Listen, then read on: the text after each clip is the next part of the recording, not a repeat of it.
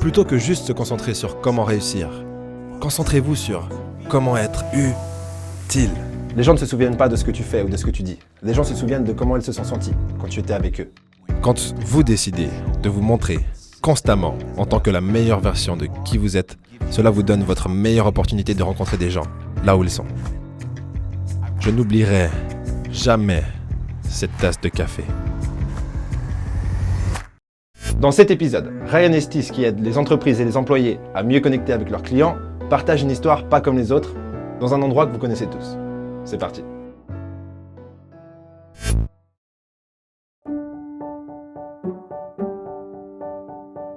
C'est une simple promesse. Les relations précèdent les résultats financiers.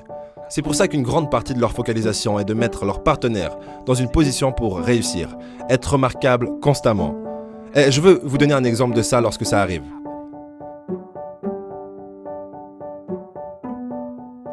Eh bien, il y a environ 2 ans, je voyageais quand mon agenda s'est arrangé au réveillon de Noël et je pensais que l'aéroport allait être un zoo, donc je suis arrivé quelques heures en avance, mais pas du tout. Il n'était pas bondé du tout, donc pour moi, ça veut dire que c'est le moment du Starbucks.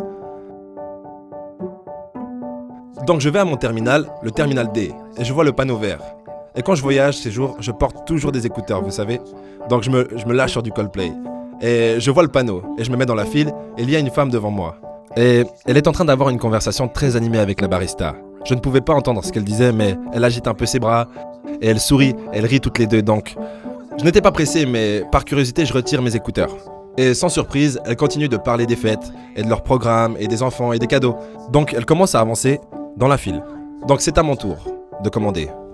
Et j'ai été reçu avec cet accueil très chaleureux et sincère. Cette femme m'a dit « Salut, mon nom est Lily. Quel est ton nom ?» J'ai dit « Je suis Ryan. » Elle a dit « Ryan, qu'est-ce que je peux faire pour vous aujourd'hui ?» Et donc je veux un grand latte à la citrouille et aux épices. Elle a dit « Voulez-vous de la crème chantilly sur ça, n'est-ce pas ?» J'ai dit ouais, je veux la crème chantilly. Elle a dit, je te dis ce que je vais faire. Elle a dit, je vais le faire brûlant, chargé de crème chantilly, saupoudré de noix de muscade sur le dessus. C'est comme ça que je l'aime, vous allez adorer. J'ai dit, ça a l'air bien. Elle a dit, où allez-vous? J'ai dit, Cleveland. Elle a dit, est-ce que vous retournez à Cleveland pour passer les fêtes avec votre famille? J'ai dit, oui. À ce moment-là, je commence à chercher autour de moi la caméra, vous voyez. Je veux dire, j'essaye d'acheter un latte à Starbucks. Est-ce que je suis... Donc j'avance dans la file. Et la conversation continue. Et elle est drôle. Elle me pose des questions sur ma famille et nos traditions pour les fêtes. Elle rit, je ris. Et elle me donne ma boisson. Et elle me dit, Ryan, je te souhaite un bon voyage à Cleveland. Va créer d'extraordinaires souvenirs avec ta famille.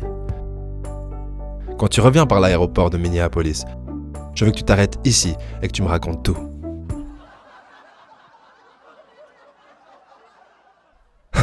Est-ce que je prends ma boisson et je commence à m'en aller. Et je m'arrête et je me retourne pour regarder cette femme. Et je me dis à moi-même,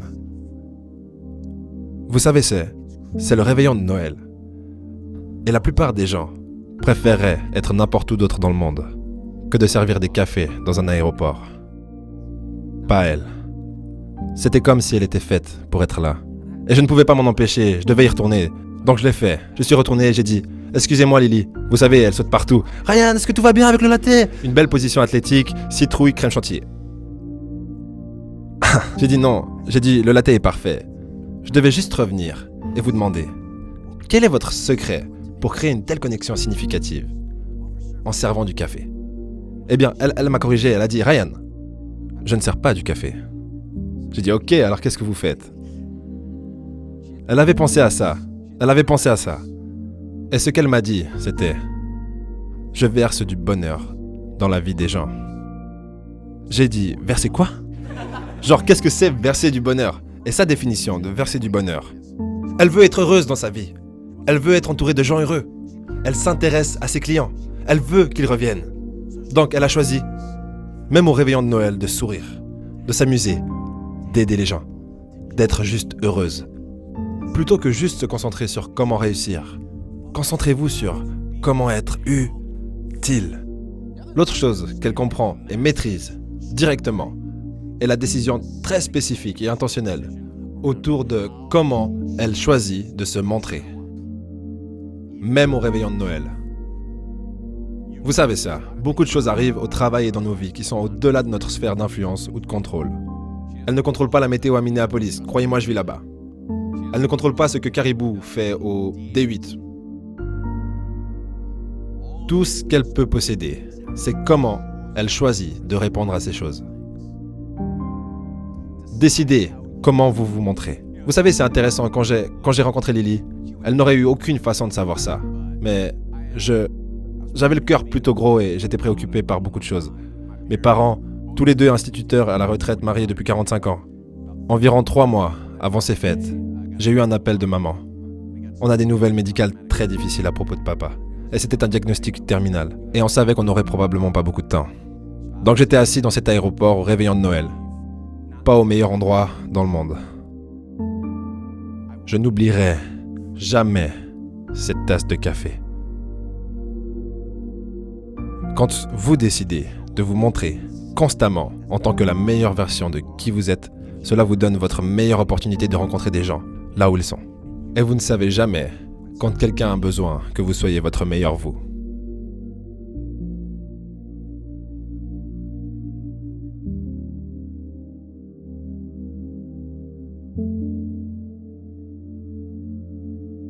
J'ai adoré cette histoire et je dois vous avouer quelque chose. Trop souvent, j'oublie ce principe fondamental qui est que chaque seconde est sacrée. Chaque moment est sacré et chaque personne qui rentre dans votre champ de conscience est sacrée également.